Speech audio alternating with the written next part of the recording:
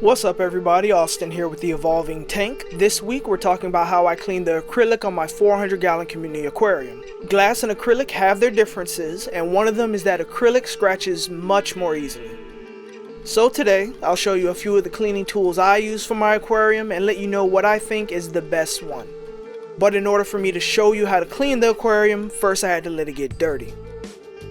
This is what my aquarium looked like after I neglected it for what had to be like 6 weeks. Not only that, but the aquarium got extra light during that time too, just so we could really build up the algae and see what really works for cleaning it. The fish weren't bothered the least bit by the dirty acrylic. In fact, if anything, I think they probably even liked it more. Especially the algae grazers like the hill stream loaches. They usually hung out on rocks and plants in the tank, but now they spent way more time on the acrylic than they usually do. Because now the acrylic had essentially turned into a giant wall of food. The only one who doesn't like the algae covered look is me. I prefer actually seeing my fish. So let's get to it.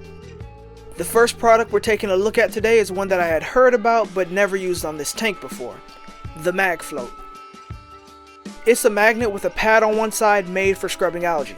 There's also an optional algae scraper attachment.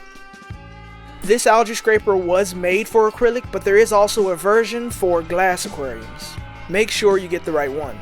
The side with the algae pad and scraper goes inside the aquarium and the other magnetic half goes on the outside. Now let's see how it does on this thicker built up algae.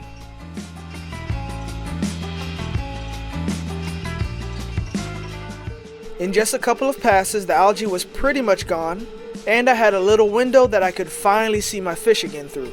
Not every bit of algae in those areas was gone yet, but it did a pretty good job.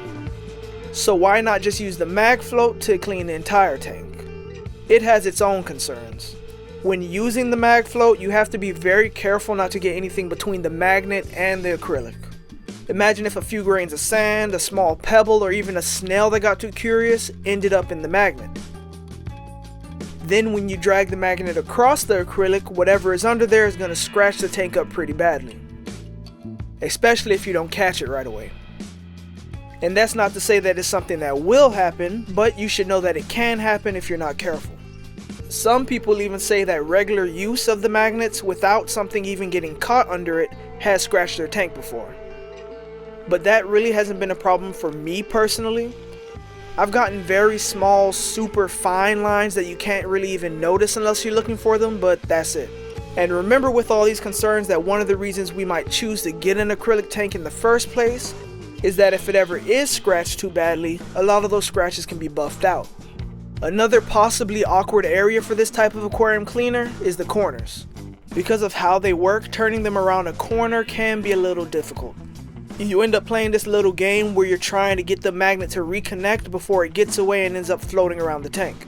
Or if you have a version of a magnetic algae scrubber that doesn't float, you'll have to get it off the bottom of the tank. But despite all these possible downsides, I still use mine a fair bit. The next cleaning method I use is this. A melamine sponge on a stick. Melamine sponges are the same material that Mr. Clean Magic erasers are made out of. And the plain ones with no chemicals or anything in them also work very well on the inside of aquariums. But one thing I've definitely noticed about products like this is that once you put something like a sponge on the end of a stick, it's hard to use as much force with the sponge as you normally would want to. And when the algae is built up as much as it is here, cleaning it properly would take too long. It doesn't make that much of a difference. When the algae is light, it doesn't do a bad job because that doesn't take as much pressure to clean off. But for a job like this, as you can see, it just isn't enough. Which brings us to the last method of cleaning I'll be talking about today. And once again, it's a melamine sponge. Just not on a stick. I usually buy packs of a bunch of them like you see here. And as much as we all want an easier way to clean our aquariums, sometimes it could be really hard to beat just sticking your hand in the tank and scrubbing. But try not to rip out any plants like I just did. Look how quickly the sponge gets rid of the algae even compared to the Mag Float.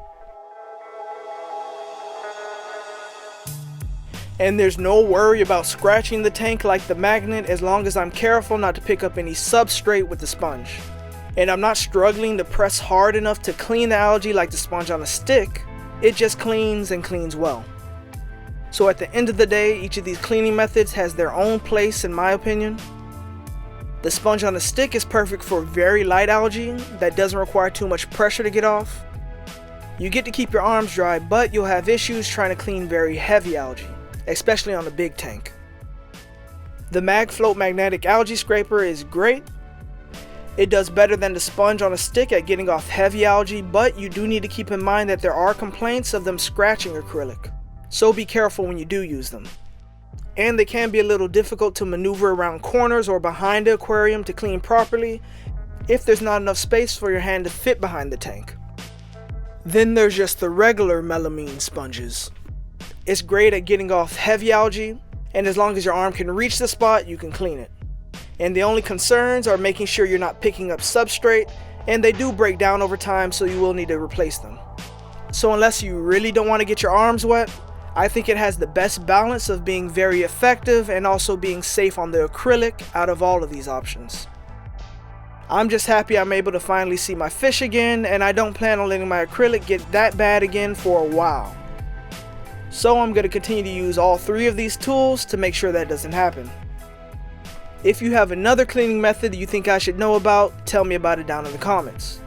Remember to subscribe if you want more content, but that's all I have for today. See you all next time.